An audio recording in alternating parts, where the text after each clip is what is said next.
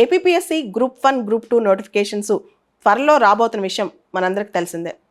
దీనికి సంబంధించి CSB IAS academy online live course ఒకటి లాంచ్ చేసింది. ఇంగ్లీష్ మీడియం, తెలుగు మీడియం రెండు సపరేట్గా.